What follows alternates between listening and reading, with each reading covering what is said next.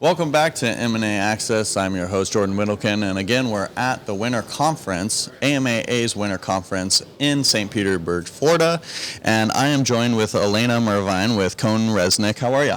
Hi, very good. How are you? Good. How's the show been so far? Oh, it's been great. We had a blast yesterday. I met a lot of existing clients, met a lot of new people in the investment community. We connected with a lot of independent sponsors, some already raising their first fund, so nice. I'm really happy for their success and be part of their success as well. And you've been in the industry for 17 years, or at least CPA. Yes. And your focus is in finance. Tell me a little bit about how you started in the finance world. I actually started in a small boutique investment banking firm. Oh, really? We were working on taking companies public and assisting companies in CIS region from Russia, Kazakhstan, Ukraine at the time, and assisting them to go public in the United States. Oh, in the United States. Yeah, in the United States. However, as we worked on these companies, I kept wondering we work on modeling and forecasting and doing these financial models, but I was wondering how reliable the data is, what is behind the numbers, how do you verify, and then it's just, it's CPA and me. Yeah. So I completed my master's in accountancy and went to get my CPA, started, went back to the basics, started in public accounting in PwC, one of the big four firms, did the audit for a while. Then I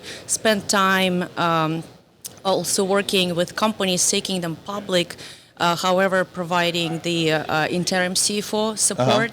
And maintaining the public status. Yeah. But after a while, I realized I really wanted to be around transactions, and this is my passion. I really like the M&A process. I like creating value. I like seeing businesses with real value, EBITDA, cash flows. So versus just kind of raising money in the public market. It is exciting, but at the same time, watching companies go public, that's pretty exciting too. So do you keep in touch, or have you kind of watched some of those companies, especially some of the Eastern European companies that went public years and years ago that you helped with? Have you watched some of them blossom over the years? Yeah, it's been actually it's been bumpy road for a lot of those companies. Of course. And we're facing a lot of macroeconomic and geopolitical challenges. So, and that's the reason I really like the non-public, the private market, where again you see the real value.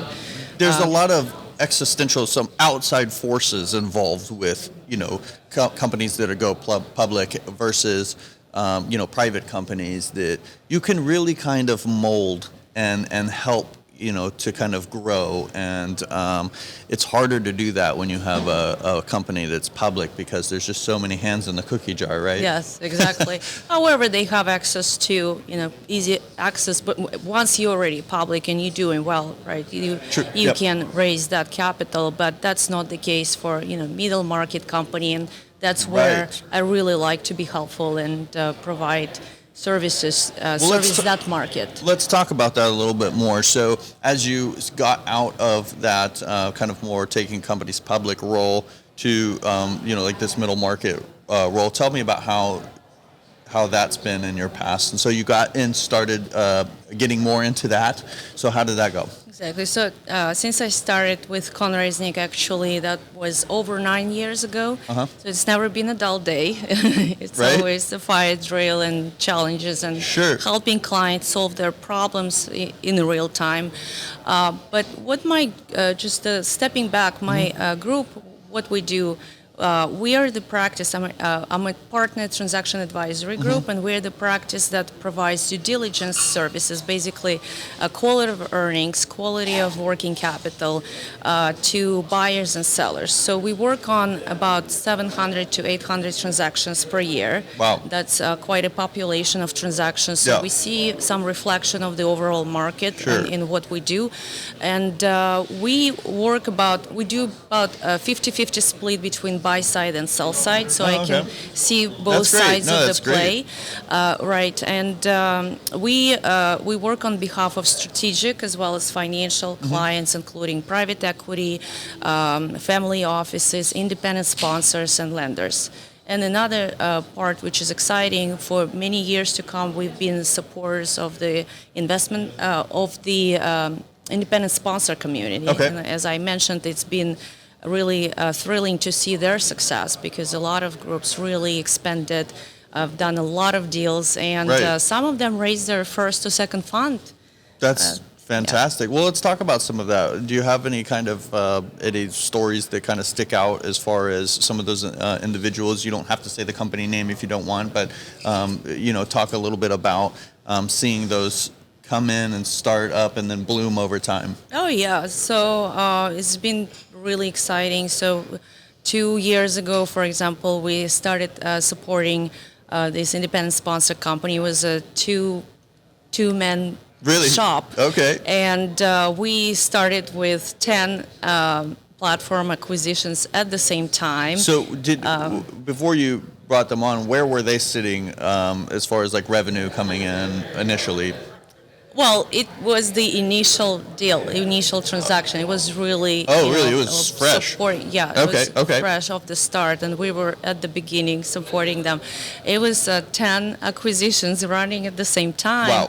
A lot of them were geographically in the southeast. A lot of them were in Florida, and that was the COVID time where I actually got in my car and we traveled all over Florida. Yeah. Actually, because these are family-owned, people wanted to see you, people wanted to speak with you. Of course. They didn't want to do the online thing. Yeah, where these now are we're really accustomed important to. times for them, Yeah. and fairly large transactions that they're not usually accustomed to. So there's a lot involved in that, and especially for someone like you who's really diving into the numbers and really, you can't just go into this, just by yourself. There certainly needs to be a lot of hand-holding during these periods of time. So that must have been not only exciting, but also labor-intensive. Exactly, and then we had a team who was flexible, and somebody could join us during the COVID time. Somebody just joined online, but we did everything we could to support those transactions. And then over time, just over 3 years now, less than 3 years, we've seen that group, independent sponsor, now they have 40 people on staff. They have numerous platform acquisitions in different sectors. And they've been loyal customer of ours, and they've been supporting them throughout life cycle of transaction and post-transaction as well. Yeah, that's great. Yeah. That's great. And how are they doing since COVID? Well, they, like I said, they now have 40 people in their group. Maybe someday they will be raising their own fund. That's awesome. But they're happy where they're at. So let's talk about some companies who are looking to kind of get a lot of this started. A lot of our audience, they have businesses. They are considering, looking for investment, potentially sell, maybe even buy. But at this point, I think a lot of businesses are searching for more information and how they should be setting themselves up. That's a kind of one of the big things. And especially for businesses like yours, there's that dream customer, right, that kind of comes in and they have their stuff in order. And the reason why it's a dream is because it's not usually often that you come across someone, a new acquisition that has a lot of things in order. So what would, from your side, from a CPA side, from a financial side, where do you kind of get surprised and feel comforted when you see a business come in? That what are some of the kind of top things that you look for initially, whereas sometimes they're just a disaster in those areas? Where are some things that you think businesses should focus on, positioning themselves ready for an acquisition or sell? Yeah, so definitely. So just to step back, we, a portion of our work on the buy side, we're supporting the buyer, right? The private equity firm who goes out there and they find the target. But then the big bulk of the work is working with strategic seller, right? So a strategic, sometimes that is a sophisticated large company with board of directors, financial processes. But a lot of time it's, family-owned owner-operated companies, and yes, and exactly the transaction readiness, it's never really 100%. So when we look at that, so it's really we're helping company through the sell side process, because sometimes if the company is audited, it's not solving all of your problems, and you have audited financials with adjustments falling into December year end. When transaction doesn't happen at year end only, right? You need the trailing 12 months. You need trends. You need adjustments and EBITDA, basically the quality of earnings, not just annual. Right. You have investors looking to dig into customer mix, contribution margins, gross margins, EBITDA margins. Of course. All of that really needs to be considered. But then the financial reporting, these companies don't have or haven't ramped up their financial reporting, their accounting department, and all of that. So we really kind of go in and scrub all that, like clean up their financials, help them also hand-holding, understanding, help them understand, these trends and the questioning and what's going to tie operational performance with what's reflected on the books and what separate recurring versus non-recurring. And a lot of the owners and operators really first time when they sit down with us, they say, wow, I wish I would have done that 5 years ago, 3 years ago. I would have been in a much better place right now. Yeah. So basically what you're saying is being financially focused, being focused on the financial side, leading into, even if they're not ready to sell and they're just kind of like, oh, well, this might be something I want to pursue.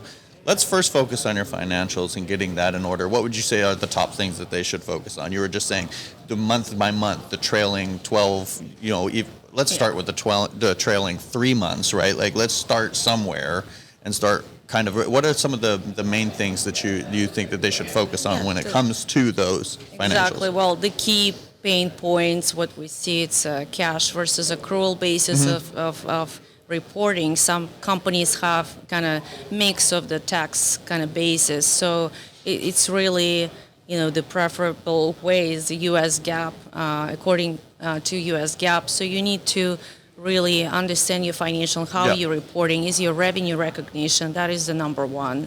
Is it correct? Is it in line with U.S. GAAP? Then how you reporting your costs, is everything captured? All of the costs that should be captured in your COGS, are they captured?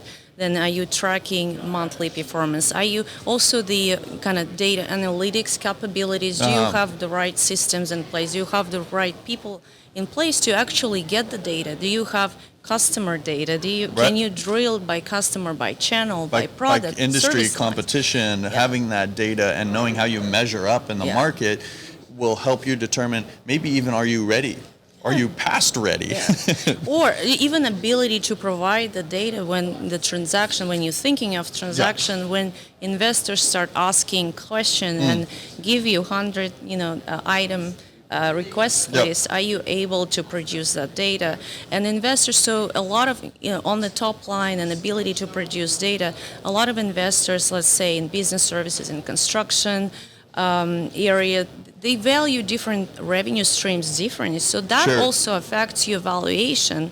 It's not just your top line and bottom line, it's the quality of the customer mix, the revenue mix, but are you able to demonstrate it? Are you able to provide the data? And that's the struggle with, companies who are going through this process for the first time.